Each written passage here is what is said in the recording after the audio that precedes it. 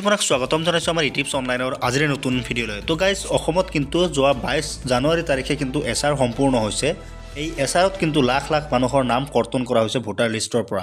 So আপোনাৰ নামো কৰ্তন হৈছে নেকি বা আপোনাৰ পৰিয়ালৰ নাম বা আপোনাৰ পৰিয়ালৰ কোনোবা ব্যক্তিৰ নাম কৰ্তন হৈছে নেকি আপুনি কেনেকৈ চেক কৰিব এইটো ভিডিঅ'ৰ জৰিয়তে A to Z প্ৰচেছ দেখুৱাবলৈ গৈ আছো। সো যদি কোনোবাৰ নাম বাদ পৰিছে বা কৰ্তন কৰা হৈছে তেনে ক্ষেত্ৰত কি কৰিব সেইটো মই সম্পূৰ্ণ দেখুৱাবলৈ গৈ আছো। সো ভিডিঅ'টো অলপ স্কিপ নকৰি সম্পূৰ্ণ শেষলৈ চাই থাকিব। যদি এতিয়ালৈকে আপুনি আমাৰ চেনেলটো ছাবস্ক্ৰাইব কৰা নাই চেনেলটো ছাবস্ক্ৰাইব কৰি দি কাষত থকা বেল আইকনটো বজাই ৰাখক। সো বলক ভিডিঅ'টো আৰম্ভ কৰোঁ। সো এইটো চেক কৰিবলৈ হ'লে আপুনি যিকোনো এটা ব্ৰাউজাৰ ওপেন কৰিব লাগিব। ব্ৰাউজাৰ মই সুবিধাৰ্থে মই ক্ৰম ব্ৰাউজাৰটো ওপেন কৰি লৈছোঁ। ওপেন কৰাৰ পাছত আপুনি সিম্পলি সাৰ্চ বাৰত গৈ কিনে সাৰ্চ কৰিব SR Assam SR space Assam লিখি জাষ্ট সাৰ্চ কৰি দিব। যেতিয়া আপুনি SR Assam লিখি সাৰ্চ কৰি দিব যদি আপোনাৰ পেজটো ডেস্কটপ সাইট কৰি লোৱা নাই আপুনি পেজটো ডেস্কটপ সাইট কৰাই ল'ব। তাৰপিছত কি কৰিব আপুনি তলফালে স্ক্ৰল কৰিব। ইয়াতে দেখা পাইছে এটা অপশ্যন দেখা পাব সামাৰী ৰিভিজন। জাষ্ট আপুনি এইটো অপশ্যনত ক্লিক কৰি দিব লাগিব। যেতিয়া আপুনি এইটো অপশ্যনত ক্লিক কৰিব এইটো অপশ্যনত ক্লিক কৰি দিয়াৰ পাছত অফিচিয়েল যিখন ৱেবছাইট আছে ৱেবছাইটখন খোল খাব। সো অফিচিয়েল ইলেকশ্যন কমিশনৰ যিখন অফিচিয়েল ৱেবছাইট আছে সেইটো খোল খাব। তলফালে স্ক্ৰল কৰিব। ইয়াতে দেখা পাইছে বহুত কিন্তু ৰিভিজন দিয়া আছে ইয়াতে বহুত দেখা পাইছে ইয়াতে। সো এইবিলাক এতিয়া আপুনি কি কৰিব লাগিব তলফালে স্ক্ৰল কৰি ইয়াতো দেখা পাইছে স্পেচিয়েল ৰিভিজন 2026 জাষ্ট আপুনি এইটো অপশ্যনত ক্লিক কৰি দিব লাগিব। যেতিয়া আপুনি এইটো অপশ্যনত ক্লিক কৰি দিব এইটো অপশ্যনত ক্লিক কৰি দিয়াৰ পাছত কিন্তু আপুনি তলফালে স্ক্ৰল কৰিব লাগিব। ইয়াতে কিন্তু দেখা পাব আপোনালোকে। সো আপোনালোকে তলফালে স্ক্ৰল কৰিব ইয়াতে কিন্তু তিন চাৰিটামান অপশ্যন দেখা পাইছে voter online voter registration search in electoral PDF ইলেক্ট্ৰলছ।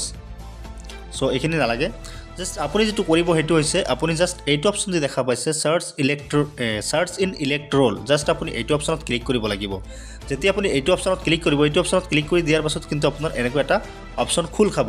ইয়াতে অপশ্যনটো খোল খোৱাৰ পাছত আপুনি লোকে কি কৰিব পাৰিব ইয়াতে দেখা পাইছে ইয়াতে আপোনাক ল্যাঙ্গুৱেজটো সিলেকশ্যন কৰিব দিছে। জাষ্ট ইয়াতে মই ক্লিক কৰি ইয়াৰ পৰা ল্যাঙ্গুৱেজটো সিলেক্ট কৰি দিব। সো মই অসমীয়াটো সিলেক্ট কৰি দিছো। দিয়াৰ পাছত ইয়াতে দেখা পাইছে epic number your epic number। So epic number হৈছে FRS নাম্বাৰ যেটো থাকে এটো হৈছে epic নাম্বাৰ। জাষ্ট ইয়াতে মই এটা epic নাম্বাৰ লিখি কিনে মই দেখুৱাই দি আছো আৰু ইয়াৰ পৰা আপোনালোকে কি কৰিব ইয়াতে আসামটো সিলেক্ট কৰিব লাগিব। আসামটো সিলেক্ট কৰাৰ পাছত ইয়াতে দেখা পাইছে যিখন ক্যাপচা কোড এই সেম ক্যাপচা কোডটো ইয়াতে ফিল কৰিব লাগিব। সেম ক্যাপচা কোডটো ফিল কৰাৰ পাছত জাষ্ট ইয়াতে দেখা পাইছে সাৰ্চ এটা অপশ্যন এই সাৰ্চ অপশ্যনত ক্লিক কৰিব লাগিব। সো মই দেখুৱাই দি আছো FRS নম্বৰটো লিখি।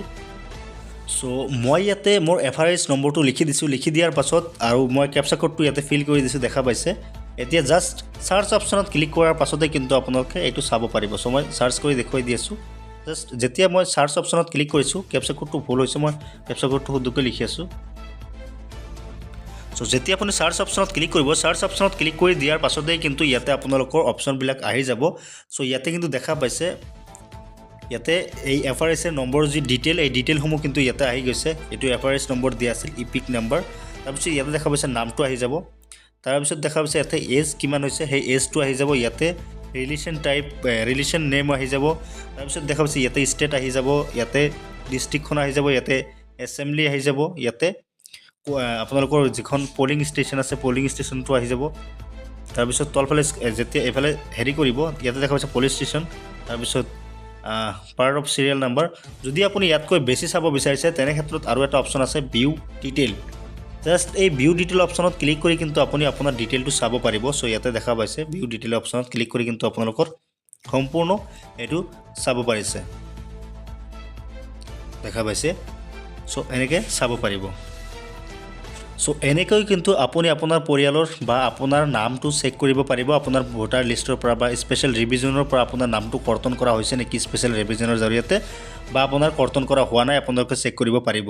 যদি মই এটা দেখুৱাই দিছো যদি কৰ্তন হৈছে তেনে ক্ষেত্ৰত কেনেকৈ আহিব এটো যেহেতু কৰ্তন হোৱা নাই এটো এনেকৈ ঠিক হৈ আহিছে।